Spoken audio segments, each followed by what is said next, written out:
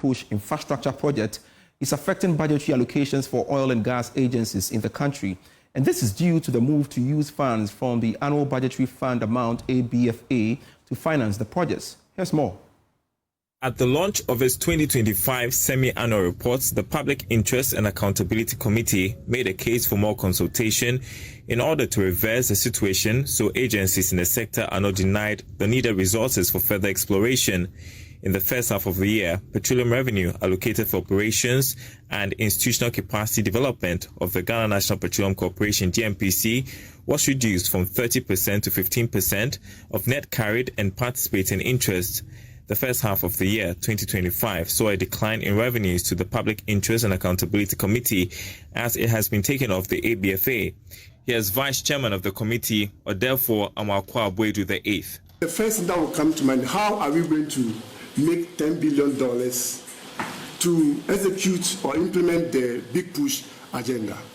So, of course, the government will seek to try to get all cuts to ensure that they can maximize inflow for the big push agenda.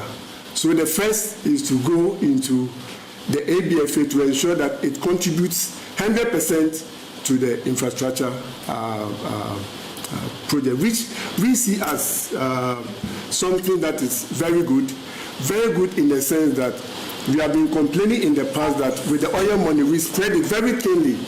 So when you want to see the projects being done with the oil money, we don't see very big projects. And the few that have been done, we see very good results.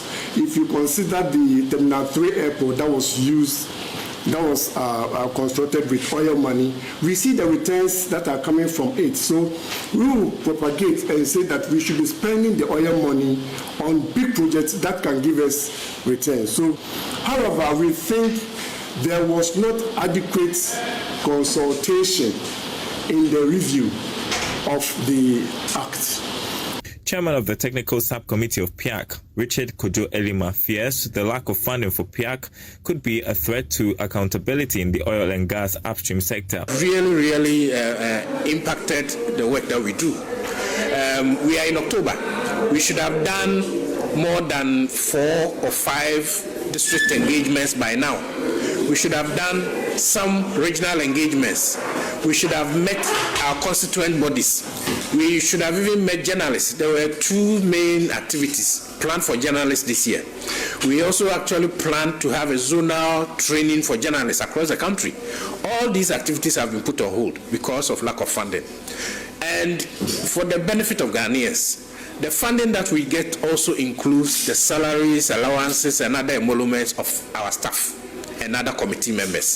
So not all the monies go into the activities that I have mentioned. So we really, our activities have really suffered. And we fear that if this trend continues, it will get to a point where PIAC will not be able to perform its own statutory functions. According to the report, an ABFA amount of $146.36 million was allocated to the Big Push projects for the period.